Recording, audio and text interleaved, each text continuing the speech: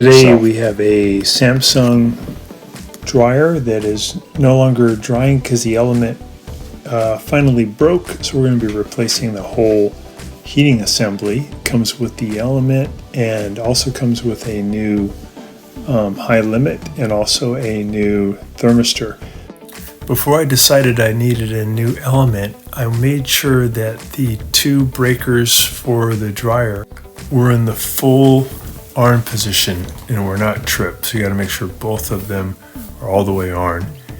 And then I pulled the dryer out and removed the dryer vent tube by taking off some tape. Sometimes there'll be a clamp.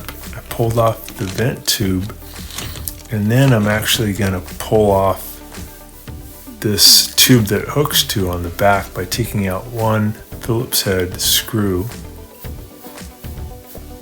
Just checking in there to make sure there's no lint. It looks pretty good. So I'll take out this little Phillips head screw. That's going to allow me to get in and check a few parts. I'm going to pull this tube out. I'll put a flashlight in there so I can see a little bit better. And then I'm going to use my multi-tester. I'm going to set it for continuity, and I'm going to check the continuity for 3 different connections. I got to make sure I've got it unplugged before I do this test. So I'm going to go in there and test this first one closest to me by putting my probes there. And I do hear a beep. That means that high limit is good. Now I'm going to test this thermostat, the next one. I should hear a beep when I put it on the 2 different terminals. And I do hear a beep. I'll go to the third one, and that's where the element is. But I did not get a beep there. So that means that there's a break in the element. That's why the dryer is not getting any heat, and that's why I needed to order that element. And this video shows how to replace it.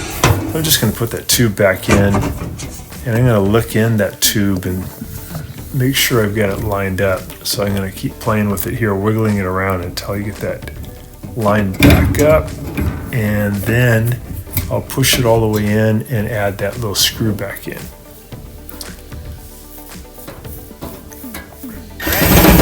So now with the dryer out and it unplugged, I'm going to go ahead and take it apart so I can get to that heating element. So I'm going to pry up using this paint scraper on the left and right side to cause the top to release. I'm going to make sure the dryer's out away from the wall a little bit. I'll disconnect this wire connector here. I'll pull this out of its little strap that's holding it. And what I want to do is get this front cover off. So I've also got to pull back and release the lid switch wire that's going to the door. I'm taking out these Phillips head screws here on the top, and I'm taking out some screws on the front here too. I got the door open, taking out these 2 at the bottom and then these 2 on the sides. The ones on the sides are a little bit different type of threads. They're more fine threads called machine threads, so you don't want to confuse them when you're putting them back. Same with this one here, upper left hand corner, this one on the upper right hand corner. These are like machine threads. I'm going to pull back on the front panel, get it out of the way. Then I'll be taking out some screws here that are on the dryer duct. Pull out the filter, get out this screw. These are the screws holding on the ducting that holds on the filter. Pull this connector apart and pull off that ducting. I'm going to pull out these screws. There's 4 of them holding on the manifold. It's this light gray metal piece. So we get 2 on the right, 2 on the left. And that's going to allow me to pull this manifold off of the dryer. I'm going to lift up on it a little bit and then pull back and get it out of the way. And that's going to allow me to get the drum out of there. With the drum out of there, I can do the repair. I had to reach in and pull on the idler wheel to get that belt off of the motor pulley, and that then allowed me to wiggle out the whole drum. I'm going to take out this little screw. I'm going to use my pliers to pull these wires off of the heating assembly. Going to kind of pull and wiggle. really careful because the sheet metal here is very sharp. It'd be good to actually wear some thick gloves. So I pulled out the old heater, putting in the new one. We have a link in the description below to order one of these new heaters. They're not very expensive. I'll line it up, put it in position. I'll add that screw back in to hold it.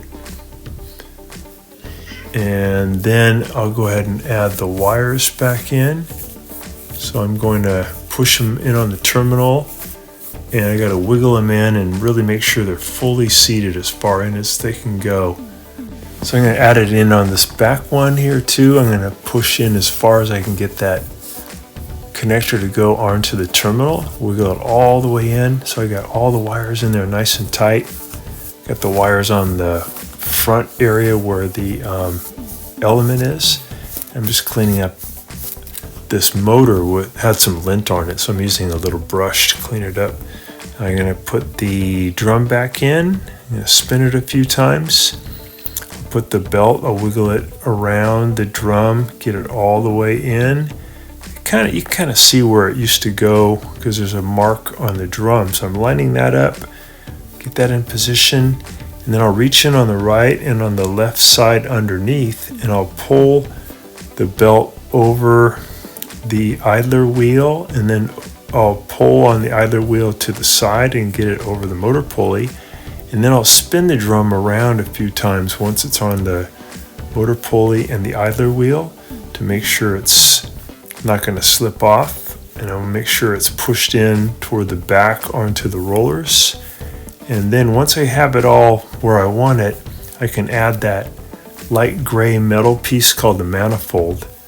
So I'm going to get these little wheels that are on the manifold underneath the front of the drum, and I'm going to lift the manifold up into position on the frame, and I'll add those 4 screws back in that hold it on.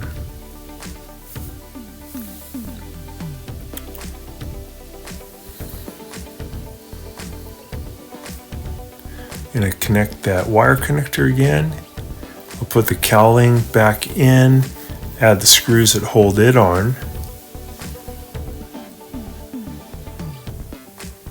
There we go. I'll put the filter back in. I'm going to put the front panel on. I'm going to set it down on the 2 lower pivots, and then I'll reconnect this door switch. There's a wire that goes to the door switch. I'm going to push it all the way in as far as it'll go, wiggle it in.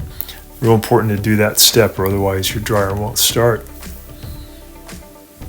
You add those 2 machine screws in on the side, the machine screw at the upper left, the one on the upper right, and then these 2 that go into where the filter goes, and they're kind of coarse thread. Make sure everything's tight.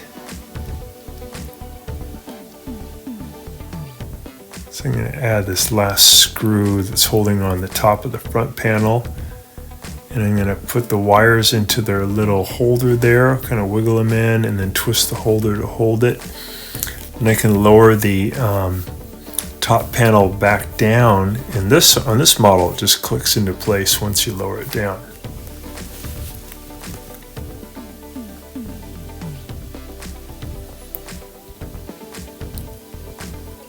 Okay, that's all clicked in.